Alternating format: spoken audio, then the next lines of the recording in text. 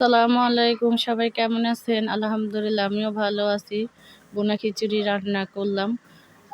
কড়াইয়ের দিলাম তেল, দিলাম দারচিনি, এলাচ, পেঁয়াজ দিয়ে দিলাম, দিয়ে একটু বা- বাদামি কালার করে নিলাম। তারপরে আদা রসুন দিয়ে দিলাম। মাটির চুলার রান্না সাধারণ হয়। তারপর আবার মরিচের গুঁড়া, হলুদের গুঁড়া সব কিছু দিয়ে আবারও একটু ভালো করে মশলাটা কষিয়ে নিলাম।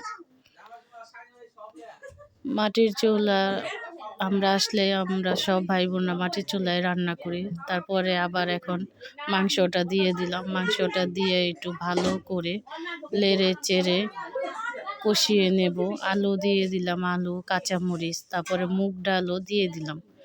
ভুনা খিচুড়ি রান্না করব। আমরা এভাবেই ভুনা খিচুড়ি রান্না করি।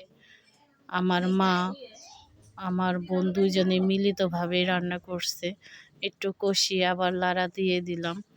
মাটির চুলায় রান্না অসাধারণ হয়। আমরা আসলে মাটির চুলায় রান্না করি। এখন চাল দিয়ে দিব।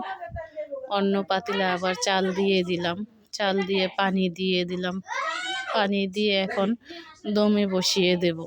এখন এই তো বলক আসছে, আবার ঢেকে দিলাম। এখন আমাদের খিচুড়ি কমপ্লিট। আল্লাহ হাফেজ।